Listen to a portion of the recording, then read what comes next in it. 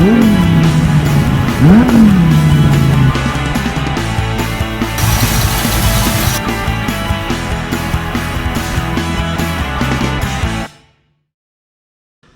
welcome back to That'll Do Garage. Thanks for joining me today.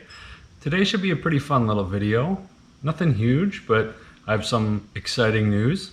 I got another project truck because that's what I needed, another project truck. Anyway, let's go take a look. Okay, here's the walk of shame, right? Pulled the engine out of my 88 F-350, all these grand plans. We'll just set that aside for now. We don't need to do that.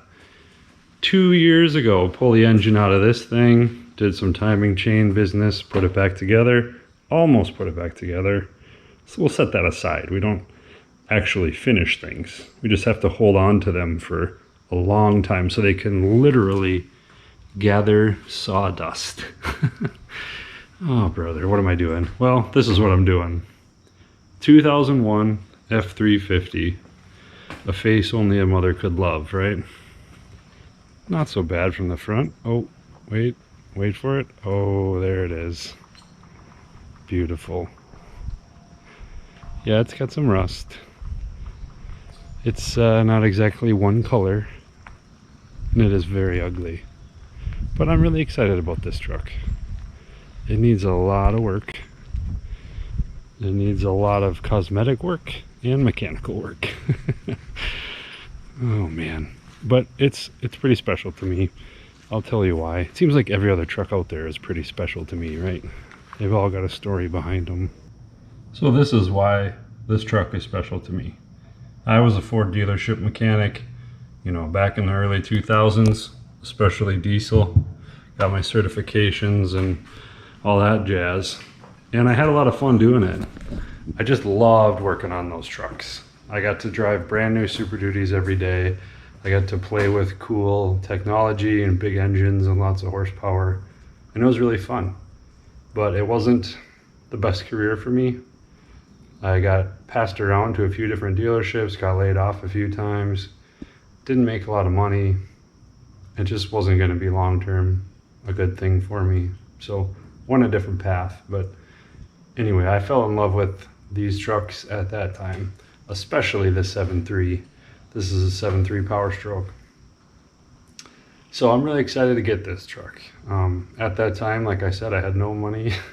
And I thought, man, these guys that are buying these $60,000, $80,000 trucks, they just have it made. I don't know how they have so much money in their life, but these guys are rich and they got it all figured out. So I hoped that one day I would be able to get one, and now I have. Turns out you just have to wait 20 years and they'll have 250,000 miles. So that's where we're at, 260,000 miles, PowerStroke, in great shape. Not really. Seriously though, the engine does run well, makes a lot of power, sounds good, stable, haven't found any problems yet. I've had this thing for a couple weeks, had it sitting over at my poor sister's house, and I just brought it home. So I did buy some parts already. I'll show you the new stuff here. Carpet. The interior is pretty rough, so I'll show you that. Behind there is, I think, an antenna. It's missing an antenna. And behind that is 2 patch panels for the bed sides, because those are rusted out.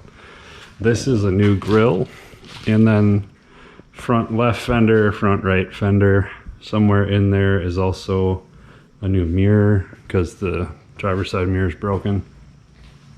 So it just needs a lot, right? It's the guy who owned this truck before, he owned a tree removal service. So this truck worked very hard and pulled heavy trailers and never got, you know, cleaned out or taken care of.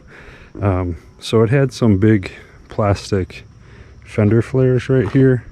And I took those off because I needed to see what I was dealing with, and I really like the stock lines of this truck. You know, I fully intend to keep it very stock looking in terms of the body.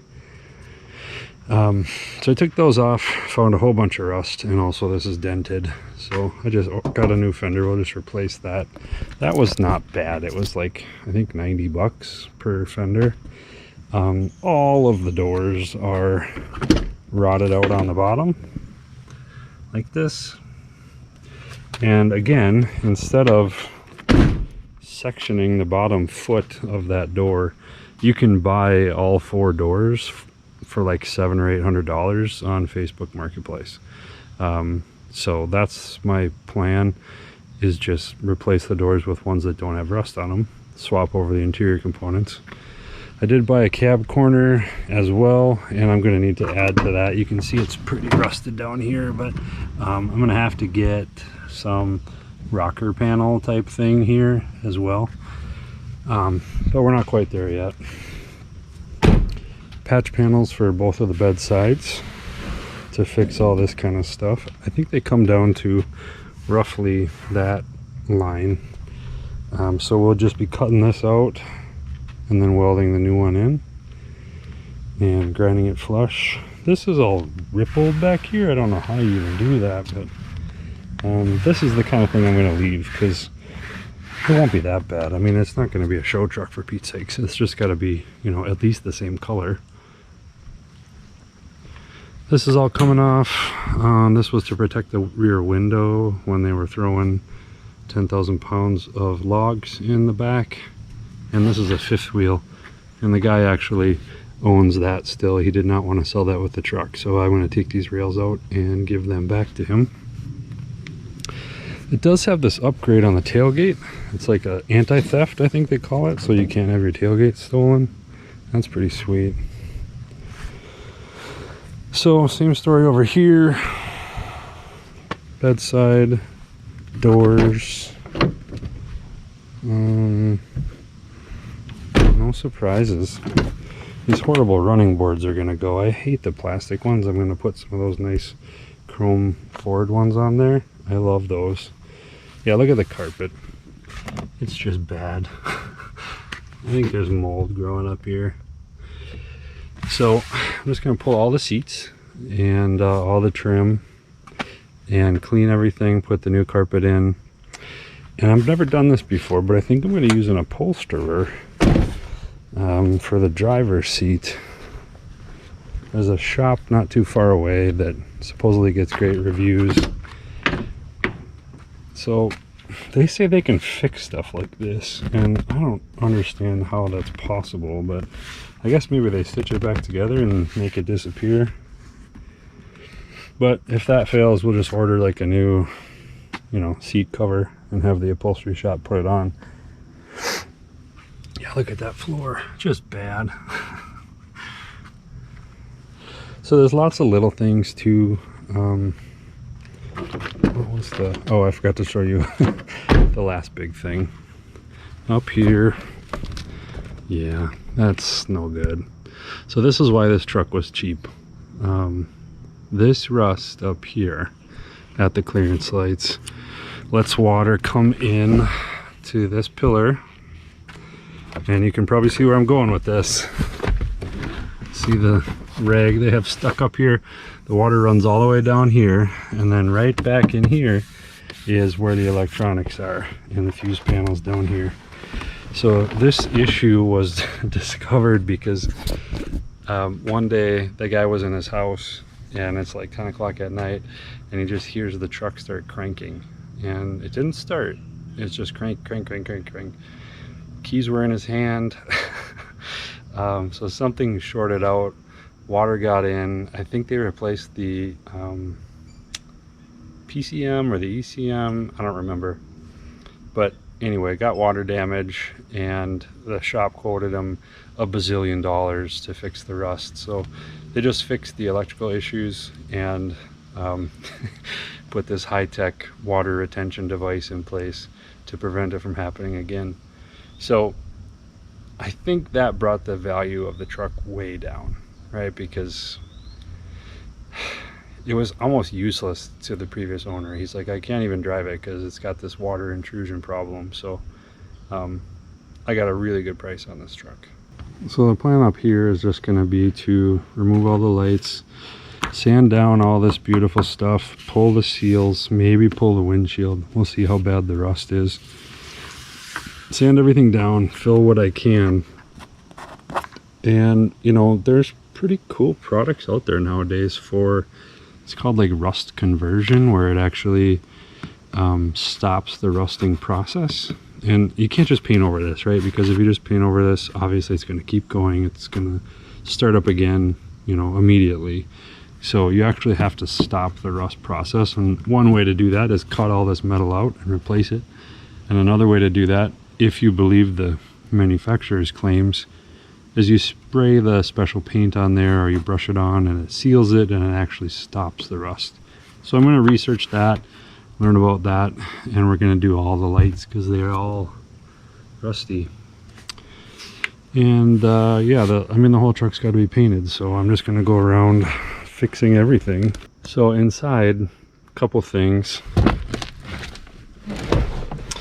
The blower motor only works on the highest setting, which is either a bad switch or a blower motor resistor. Both are no big deal. This thing up here, this trip computer action, doesn't work at all. Doesn't come on, nothing. And I was wondering, with all the crazy water action happening over here, it's very possible that some fuses were removed or toasted, because the cruise doesn't work either, and the air conditioning doesn't work either. So it's like, you know, the AC could be a problem with the AC system, or it could just be a blown fuse, right? It could be a fuse related to the AC electric circuit. So that's something I have to look into and figure out why. Also, when I got the truck, it was in four-wheel drive, and there's a nasty kind of grinding noise, intermittent grinding noise in the front end. And I think what that is the U joints in the front axle shafts are bound up and shot. So we'll have to do some front axle work. But you know, it's, I don't know. If I was to spec a truck of this era, this is what I would get, right? PowerStroke diesel with the automatic four-wheel drive, leather, and so this is the Lariat trim. That's the one I wanted. So I'm happy about that. I just have to kind of restore it to its former glory. Maybe put a steering wheel on it, you know, a million little things like that, and this will feel like a new truck. Nothing real big under the hood so far, except for the serpentine belt squeaks. So I did pick up a belt. We'll be doing that soon. Gosh, wouldn't it be funny if there was some huge surprise now? Oh, the oil pressure, the high pressure oil pump is missing, you know, something like that. Anyway, there it is. Yeah, so we're going to change the belt. Obviously there's some oil blow by, you know, at the clamps up there. That's not unusual. What else? Oh, I had the cable from the starter solenoid on the wall here down to the starter. That failed, so I actually had to replace that to get it running. And now also we had to put a starter in it. It was out in the field. We had to put a starter in it to get the truck to start, so that got replaced. But so nothing huge under here. The engine runs pretty well. I'm quite surprised. It could probably use injector O-rings, I'm thinking. You know, they're kind of, injector O-rings on this PowerStroke diesel are kind of like doing spark plugs and wires, you know, on a distributor cap on an old car. It's like a general tune-up kind of thing where it really affects a lot of different things. It runs better, you get better fuel economy, makes more power, quieter, you know, all that stuff. So it might be time for injector O-rings. I haven't decided yet, but lots of stuff to fix before I start getting into the, you know, trying to squeak out 1 or 2 more miles to the gallon. Speaking of miles per gallon, I have a 100-mile round trip to work. That thing gets 38, 40 on the freeway. That thing gets like 18. That's a V6. I'm hoping to get 20 out of this. I would love to get better fuel economy from this thing than that thing. That would make my day. It seems reasonable. From doing a lot of reading online, the biggest thing you got to do, keep it at like 60-65 miles an hour. That really helps a lot. So that's my plan. Drive like a grandpa. I am going to probably be putting a front end leveling kit on it. The back will stay where it is, but the front will come up to roughly 2 inches in the front, and then I can put larger tires on it in the 34 to 35 range probably. So that's gonna hurt fuel economy, but it's still worth it. I'm really excited for that part. One more thing down here, I was poking around the other day and I noticed this front drive shaft, the U-joints are toast. So that's no big deal as long as I leave it in two-wheel drive. It's not going to be spinning as long as the hubs are unlocked and it's in two-wheel drive. So I gotta fix stuff like that. And of course there's a little transmission fluid leak and a little oil leak, but nothing horrendous, nothing unusual. I've already towed with this truck too, and it was great, honestly. This guy towed a lot of heavy equipment with this. So he's got a pretty serious hitch on it. I think it's rated to like 20,000 pounds or something. Yeah. And this thing was a 2.5 inch, which I didn't have. I had to go buy because everything I have is 2 inch. But I rented a trailer to get the F-350 that was in there back to my sister's house.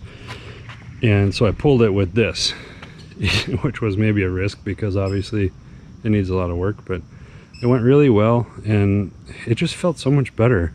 You know, I did pull my F-350 with that, and yes, it pulled it. I got it here, nobody died, but I just was nervous the whole time. Like that F-350 was pushing this thing around, and it even was within the weight rating. You know, I wasn't breaking any rules there, but it just didn't feel secure.